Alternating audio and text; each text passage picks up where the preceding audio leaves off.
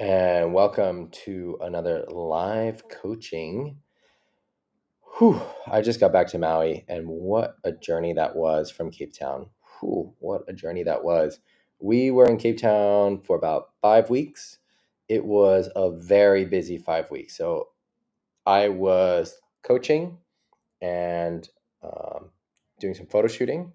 My wife was doing a lot of work. So she, with Flo Young and Flo's wife, runs a charity project there and they just opened their own school. It's so cool what they do there.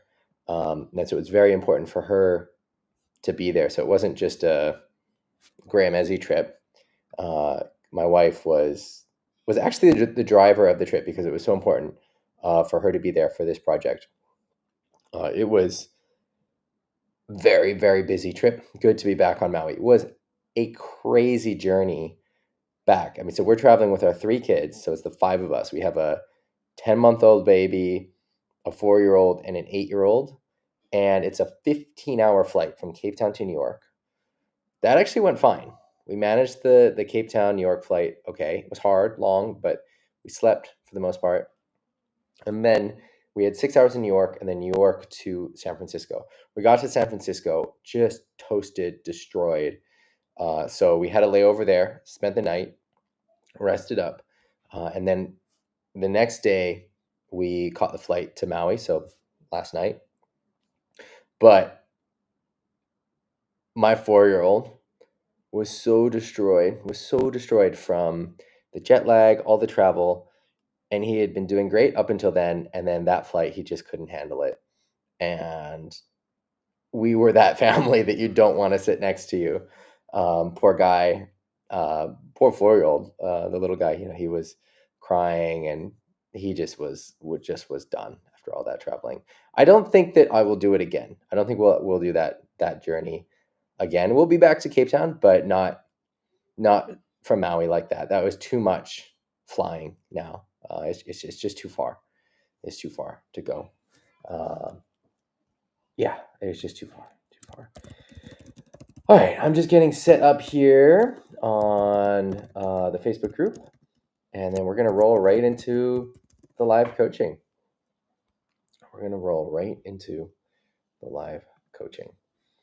So if you're joining us, say hi in the chat. All right, here's the chat. Got the chat opened up. Let's see who's there. We've got Jake. Hello, Jake, in Nova Scotia. We've got Jorg as well, who is in southern Sweden, covered in ice. If you want to do something, Jorg, you could meet up with Ragnar and do some ice windsurfing. Suna, and no windsurfing since the beginning of January. So at least you got in the water in January. Suna has this goal of getting in the water every month. I love that goal. We've got Greg as well. 38th day of rain. Ay, ay, ay. Herman as well. Hello. We've got Andre in Peru. Down the line conditions in Pacasmayo. Andre, you are living the dream. You are living a lot of people's dreams. I think Pacasmayo is very high on the list. We are probably going to do a masterclass there. It is the spot that I don't go to that gets the most demand, that people ask me to do a masterclass at. It's a little bit trickier for me to manage, to organize. So that's why it hasn't happened yet, but it'll happen. We've got Roman in Austria. Hello, fellow Austrian. We've got Matt as well, saying it is very, very wet. Very, very wet. All right, let's get the Facebook group opened up. I've got a lot of footage, a lot of photos from Cape Town. We're going to share it. I can't remember. My brain has been in a blender after all that flying. It is no joke traveling from Cape Town to Maui. I mean, if you look on a globe, those are far away. And so I can't remember how much we talked about the masterclass on the last week's live stream, but the masterclass that we did was special. It was special because we had a small group and there was no wind in Cape Town. So we went 4 hours north. We rented a 100-year-old farmhouse with no Wi-Fi, no cell service, very little electricity, and it was a very powerful experience. One of my goals for 2026 is to spend less time on my phone, more time present, and it was amazing to be up there in this stunningly beautiful farmhouse with a mountain and a river and just us out there. You can't see any other houses and not have any digital distractions. It was a powerful masterclass experience, and so much so that I'm going to try to do more of that, to integrate more of that into the masterclass experience. And so it's not just about technical windsurfing, which it always has been more than just about technical windsurfing. It always has been, but leaning even harder into the kind of experience that really enriches your whole life and sets you up for the next whatever you've got going on in your life, next chapter of your life. I find that, especially with this group, a lot of people are coming to masterclass coming out of a phase of their life. This is something that is common with the groups where people have a phase of their life where they're building a career or building a family, and then that it's not that it finishes, but it calms down. They've reached a certain amount of success. They are old enough that they don't need constant support, and there's more time for windsurfing. There's more time to focus on themselves, to come back to themselves again, and that's, I think, when people normally find windsurfing masterclass. And so really helping people in those transition moments is something I'm very motivated about. And you might think, oh, well, Graham, what do you know about that? You're younger and whatever else. And there's some truth to that, for sure. One, I don't think you need to necessarily have the experience to coach the experience, but I have gone through it. And ending my pro career with windsurfing was a 2-year process of managing my identity and identity crisis. Um, it's like retiring from something that you've built your identity on is never easy, whether it happens in your 60s, 70s, or like in my case, my 30s. It was not easy. It was very much not easy to do. And so I very much understand the issues of leaving one thing that's a big part of your identity and focusing on something else, whether that something else is yourself, like with windsurfing, after being selfless with raising a family, or maybe it's focusing on something. I get it, and I think there's so much work that we can do together, just to help each other, and even if it's not about coaching, just about sharing stories and having that community, the community aspect of it. Anyway, that's enough of me just waffling on. Let's get into the action. We've got Andre saying that no internet masterclasses would be amazing in normal places. Yes, I am going to integrate parts of this. I don't know how I can totally control it, because I know that some people can only do the masterclasses if they're also doing some work. But what I would like to do going forward, because this experience was so powerful, is limit that screen time, limit that work time to a very narrow part of the day so it doesn't bleed into the whole day, and so we don't have those digital distractions for most of the day. All right, we got a post from Kurt, Masterclass alumni. He says he got in the water at Leo Carrillo in Malibu. I would love to windsurf here. I like Malibu. One of my best friends lives in Malibu. Light winds, 94, 5'3". Wind totally disappeared after 3 waves. But what nice 3 waves. Let's watch this. Why is this not playing? Come on.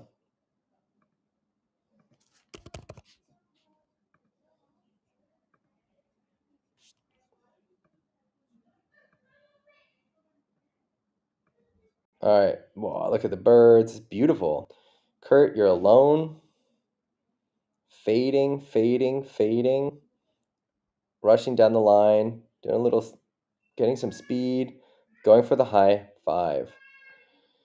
All right. So you posted this for some feedback, so I'll give you some feedback. I like it a lot. I think there's more right here than not. Fading, choosing your positioning on the wave. What I would like to see, though, is starting higher. So you're starting mid-face. The higher you start in the wave, the more speed you'll have, the more potential energy you have, and the more potential you have for what you want to do on the wave. You just increase your options, make everything easier because you have more speed. Start higher on the wave. And this, okay, we're talking about it here with Kurt's wave. This is a lesson that everyone needs to learn. You want to sit as high as you can. If you watch any pro in any video setting up on a wave, whether it's Hokipa or somewhere onshore like this, they're setting up high, high, high on the wave because then they're able to harness more of that wave's energy and transfer it into board speed. Kurt, you do a great job though here. I like this little push, this little acceleration you do there to get a burst of speed, and then coming up right on the corner pocket. You're going for an aerial, which is solid. To make it more solid, you want to hit this curl. So you're above the curl, you want to hit the curl. So you've gone just a little bit too early to really get the projection, but it's still nice, still a win. But going later and fitting the board inside that curl is going to give you more projection. Let's watch the next wave. All right, so here's the next one. Light conditions, but again, lovely conditions. And yeah, you only catch 3 waves, but beautiful, beautiful 3 waves. They're a little bit higher up, and boom, later as well. I like this a lot. I like this better than the first one. Coming into this turn, we've got good body dynamics. We could be bending more at the hips, leaning more forward, but aiming for that corner pocket, getting that high 5, getting the board right there in the curl. This is a big board for you, Kurt, and you're doing a good job of muscling it around. Boom. Look at all the speed you get out of that. I love these corner pocket hits. Boom. So you could open the clue more. So you're quite sheeted in going up into the lip. And the more you're open with the clue, the more free the rig is, right? Because if you're so sheeted in going off the top, the sail's very locked up. And that doesn't give you a lot of freedom of movement. And you can see there's a certain stiffness to this off the lip that's happening here. And that's because you're so sheeted in. And so if instead you're sheeting out on the way up, it allows you to go more vertical, allows the sail not to get in the way, not to lock you up. And it can allow the board to come around more. So the board isn't able to come around because the sail is being sheeted in, but still beautiful, beautiful, beautiful. Love this. What a beautiful session.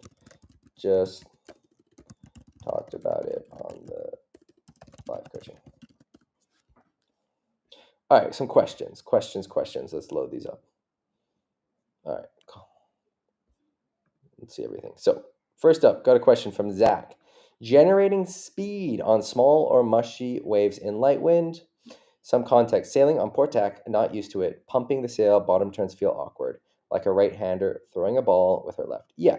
So it's always going to be hard when you go on your bad side, on your devil's tack.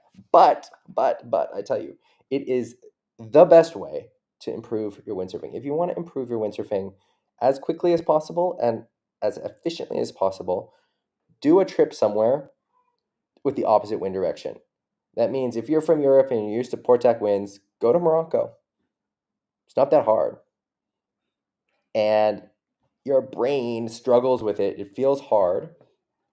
but it will level you up. It will level you up. And when you come back home on port tack, you'll be amazed at your confidence and how much it helps you. And then if you're sailing in your home spot and the wind is coming from the other direction and people are not going on the water because it's the wrong wind, you can still have fun.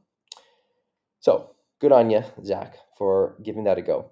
How to generate speed. Staying high on the wave for this setup is one of the biggest things that you can do. So staying high on the wave is one of the biggest things. So this is what we saw with Kurt's waves. Staying high on the wave is the number one tip that I can give. The other is not coming too far out in front of the wave when you're doing your bottom turn. And so you can really only come very far out in front of the wave and do a long bottom turn if you have a lot of wind when it's on shore. And then you can use the wind to help stay upright. And you see that in places like Pozo, where the wind is very onshore, but the riders are going in front of the wave, very long bottom turns. But that is because they have the wind to help them do it. And if you don't have the wind, if the wind is lighter, then you need to be using the power of the wave. And so you need to stay on the wave in order to do it. We got Christoph from Santa Cruz. Hello, hello. So that's the main thing, is staying high on the wave, and then also making sure that you're not sheeting in too much. So sometimes, like we saw as well with Kurt's waves, sheeting in can really kill your bottom turn. It's very deceptive because in the beginning it can feel like it's giving you a burst of speed, but then it kills the rest of the turn. All right, so we've got a very similar question from David: how to generate more turn in mushy conditions and lighter winds. So same, staying high on the wave, not putting too much pressure on the back foot, which sinks the tail. So good body dynamics in the turns. And so that means making sure that you're square with your body. And so we don't want to be lunging, we want to be squatting. So we're not lunging, we're squatting. If you're in a lunge position with your hips pointing towards the nose of the board, putting a lot of pressure on the back foot, sinks the tail, slows you down. If you're in more of that squat position with your hips lined up with your knees, lined up with your toes, and they're all pointing towards the toe side rail, and you lean forward with a lot of hip bend, then your weight is more forward. You're not sinking the tail as much. You're turning on the rail. And then making sure that you're sheeting out as well, and then using the board to generate speed, not just the wind. And for aerials, it's all about timing and placement. It's all about hitting that corner pocket, getting the board in the curl, getting the high five. So some people think of it not like a high five, and then more like a jump, and then it doesn't work. You need to have that curl, and the board is in the curl, and it's like a transfer of energy where the wave is pushing you, not like going off of a kicker. It's not like going off of a kicker. It's like being kicked by the wave. We got Mario in the chat, who has been working very hard to come back from a difficult injury. Man, I'm proud of you. You've been working hard. All right, Suna says, is a long break, 6 to 8 weeks from windsurfing, a good time to do some minor adjustments to foot straps and harness lines? Yeah, I think so. I think it's kind of always a good time to do some adjustments. I guess I would say that if you're making bigger adjustments and you want to know how it feels, then maybe it's better to go back with your normal setup and then do the minor adjustments, because then you'll know how it feels. If you want to know the difference, if you know you just want to change it, then just do it. If it's a change you feel like will be better for your windsurfing, but it's hard because you're not used to it, then yeah, do it after the break. Jan says, mast position, footstrap position, fin choice, fin position, sail tuning, if needed. So what's the procedure when getting a new board? Especially mast position has me confused. He doesn't use it, having a hard time figuring out on waveboards, and it's key on the slalom boards. On waveboards, he always puts it on the middle and back a bit. We got Graham in the chat as well. Hey there, Graham. 3-7 in Cape Town. Which spot were you at? 3-7. Windy. So Jan is asking about setting up boards. My feelings on this are not the feelings you want me to have. My feeling is not, all right, here's the correct setup and do it one and done, never have to touch it again. My feeling, and that would be easy, I know, but it's not easy. My feeling is you've got to experiment. Every board is different, and it's a process of trial and error testing. Trial and error testing. And there are some rules. There are some rules, which helps make things easier, but in general, trial and error, trial and error. So let's talk about fin positioning because I think that's the easiest. Generally, the farther back the fins are, the stiffer the board is. That means the harder it is to turn, the easier it is to go upwind, the more stable it's going to feel in a straight line. It's not going to be slidey. If you're riding a multi-fin board, the cluster, the distance from the back fin to the front fins, the more spread that out that is, the more locked in the board will feel, the harder it will be to initiate the turns. The closer that is, the easier it will be to turn, the less locked in it will feel. And we want something in the middle, and everyone is going to be a little bit different. The type of fin you use matters. If you're using G10 carbon plastic like the K4 fins, I personally love soft fins. I love soft fins, which is why I use the K4 fins. And they are, I think, game changers for doing turns. I love what they do for holding the turn. A stiffer fin will want to break free and slide out sooner. A lot of people get this wrong. Stiffer fins slide out more. Softer fins carve more. They hold the turn better. So I love carving. I love the soft fins. In general, though, if you want to have more power production, getting out over white waters and dealing with currents, the stiffer fin, the G10 fin, might be a better choice for you. Footstrap positions. This, again, you want to test it. You want to test it. You don't want to be too far back. You don't want to be too far forward.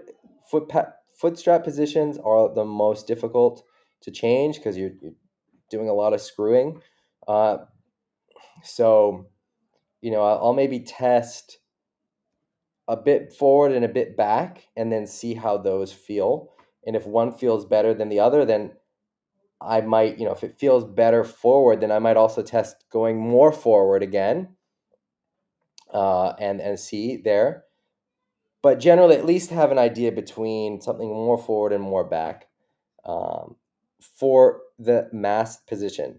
So the mast position is one of the easiest things to tune because most of us, all we've got spin-on plates. The easiest things to tune. And my thoughts on this have changed after using the Flicka board. So first of all, it's very important. Every centimeter makes a big difference.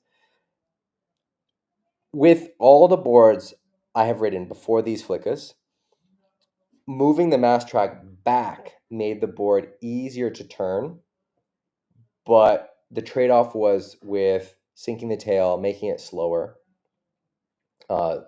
And with the Flickas, I had the opposite. So in order to make the board feel looser, easier to turn, I had to move the mast track farther forward. And so the only rule is you have to experiment, you have to play with it. And so what I would do when you get a new board, or if you have a board that you haven't experimented with, put the U-joint in the center of the track, get a feel for it, move it 1.5 centimeters back from center, see how it feels, and then move it 1.5 centimeters forward from center and see how it feels. And you can make marks with a permanent marker on your board to help guide you there. And then if it feels better, so if it feels best in the middle, stay in the middle. If it feels better forward, play with going even more forward or a little bit back to center. See what feels best for you. And same if it feels good back, then the same process where you're playing with it. Cool. Moving on. So here's an old video about how to push loop. So this was made, I remember this. This was made, when was this? I was a kid. I was young. Blanco Media. He came to Maui, wanted to do a instructional video, and I was part of it. And this was my first time really doing instruction. This was for Wave Sailing Secrets. I don't know if what I said in this is any good, um, but it was fun to film. It was really fun to film. And yeah, there's Jesse Brown. Jesse Brown is a legend. Here's some action. Jesse Brown. Most of you guys probably don't know him. There's Levi. Look how young Levi is in this.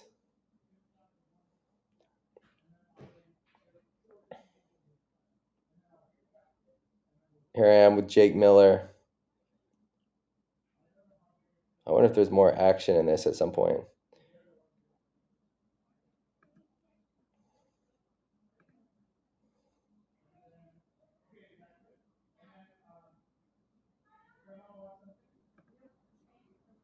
Yeah, cool.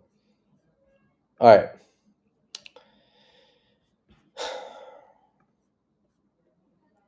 David says, it's been quite a while. No, it's been quiet in the wave and wind on the east coast of Australia, Queensland, but we had a few days with small waves to play with. And he was not sheeting in on the top turn, which has been super fun. A few off the lips and bigger turns, but not on film. Filmed by his son and hoping for more. All right. Let's check this out.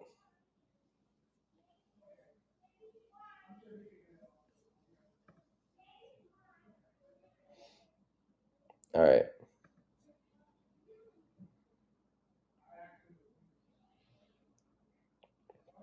East Coast.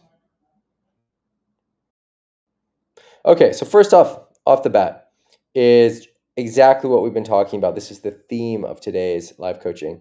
You want to start higher on the wave. Start higher on the wave. You've got more potential energy. Here we're starting more or less at the bottom of the wave, which will give you the least amount of energy from the wave. You're still getting energy from the wave, and there's still a lot that I like here, but staying higher is going to give you more energy. The waves are kind of disappearing, which means they don't have a lot of energy, which makes it tricky. Here it's reforming, maybe in a shore break. Ooh, look at that. Nice. Boom. We love those. We love corner pocket high fives in this house. Look at that. Boom. Corner pocket high five. There we go. So this is the corner pocket, and getting this board angle changed around, that's the high five. Way to go. Solid. Solid, solid, solid. Another one.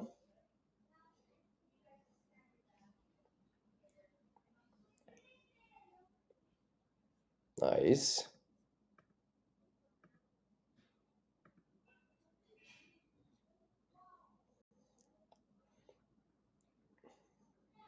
Boom.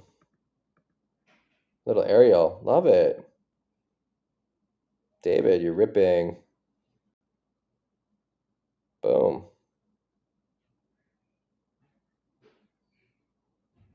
So here, okay. So on this one, I want to see one of two things. So either you're coming up and smacking this corner pocket, which is actually throwing, or you're doing a turn in front of the corner pocket, but then laying down on that rail, really laying down on that rail, doing a hard carving cutback. In order to do that, we can't be sheeting in the sail. We need to get the butt low. So here the hips are being pushed in. We need to get the butt low, driving on the heels to lever that board over onto the rail. Lever that board onto the rail and carry that cutback all the way around, hard roundhouse style. Or just hit that corner pocket.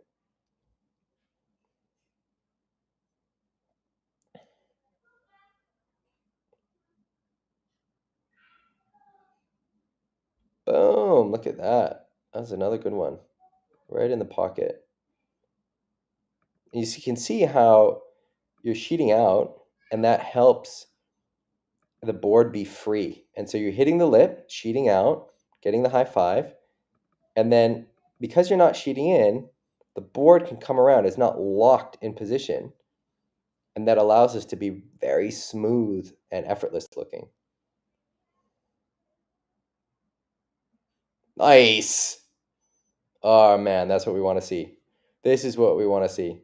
And don't judge your sessions. Don't judge your success based on how many times you don't fall. Judge your success how many times you go for it. And this is going for it. This is exactly what we want to see. This is a win. Doesn't matter if you sail out of it or not. Boom, hitting these sections just like that. You know, you do enough of these, you are going to sail out of them. I mean, there's more right in this than wrong. And the reason that you're falling on this is not much that's technical. I mean, I could try to pick out a few things that are technical, but the reason that you're falling on this is because you're not used to doing this. And I can see that at right about here, your body loses confidence. Your body doesn't think you're going to make it. It's not used to being in this position. It looks like you even pull out of the straps. Like you bail out of the straps here.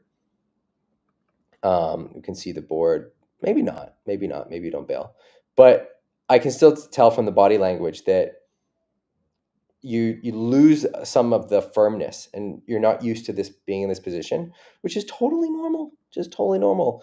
And so the answer is just to do more of these, and then your body will feel comfortable, and you'll sail out of them.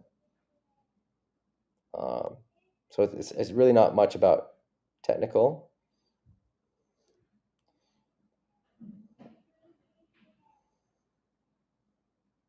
So same thing here for the roundhouse. So if we want to do more of a hard carve roundhouse cutback, the body position needs to be different. You can't be sheeting in. The hips need to drop down so that you can use your heels to drive that board, lever that board on the rail, and then it will swoop around in a C.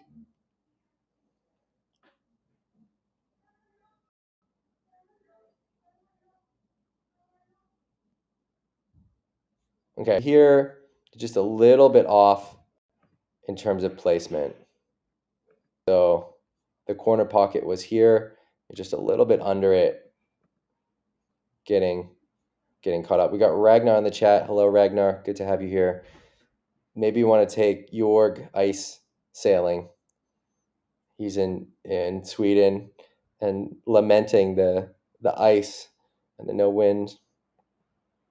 I love the go after it. I love the hustle here. Doing whitewater turns is highly recommended. Staying high on the wave, starting high on the wave, like we already talked about, also will help. So David, we've already talked about a lot of things. Oh, beautiful placement there. I like this. Okay, let's watch this in slower motion. So coming up into this pocket, boom, boom, boom. Again, recurring theme for these kind of cutbacks where you're not going off the lip, sheeting out more, getting this butt lower, and driving those heels to keep that board. See here, the board is already flat. You can keep the board on the rail through the whole turn. Try to get the nose of the board not pointing straight down the wave, but back to the whitewater in a real cut back to the whitewater. But solid. So, David, you got a few things to work on there, but overall, A plus. Love it. All right, team. That's it for today. We are caught up. I will see you next week, Sunday. I'm back in Hawaii. Post your photos, videos, all of the above in the Facebook group. I'll see you here on next week, Sunday. Answer your questions. I'll post probably some footage from Cape Town. I have a lot. If I can get it edited in time, I'll do a post. Yeah. All right. Well, I'll see you guys next week, Sunday. Post your questions, comments, videos, all that stuff in the Facebook group. I will probably set up a question thread on YouTube. I think I can do that. And so if you're not on Facebook, but you want to ask a question, that should be a way that you can ask a question ahead of time. I don't think that you can embed photos or videos, but you could probably link. Hmm. Oh, I disconnected, but we're done anyway. I hope you have a wonderful windy week.